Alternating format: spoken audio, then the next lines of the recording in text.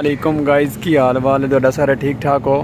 तो जनाब आज की ताज़ा तरीन सूरत हाल है जो हम दरियाए सतलुज पे आए हैं जिसे हम ऐड सुलेमान की बोलते हैं।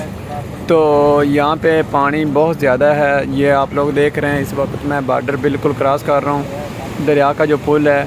तो यहाँ पे पानी बहुत ही ज़्यादा है, बहुत ही ज़्यादा है। जो इंडिया ने पानी छोड़ा है आखिर, और पानी की स्पीड भी बहुत ज़्यादा है, अल्लाह खैर करे।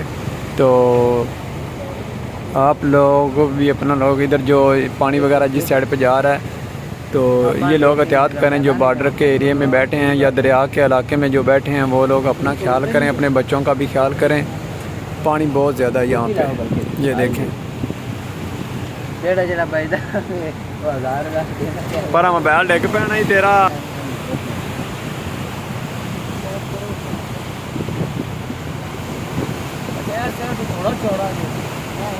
तेरे ज़्यादा दरिया का इलाका है ना, पानी क्रॉस ला गया यार, बड़ा पानी ना छड़ छड़िया अखीर का।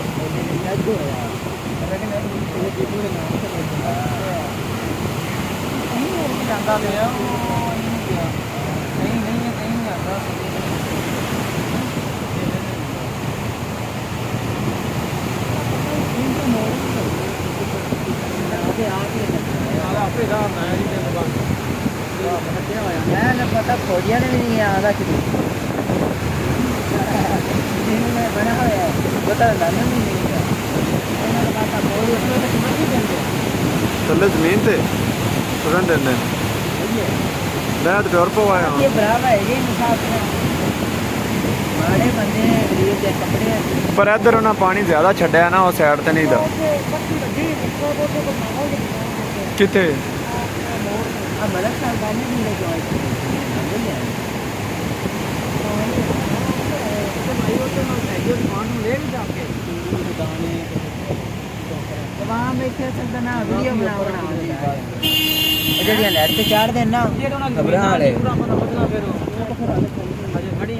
हाँ देखा सर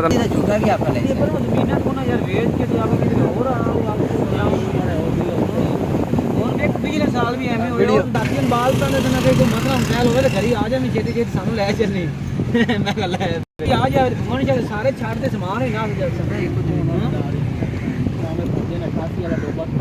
हाँ तो डुब गया।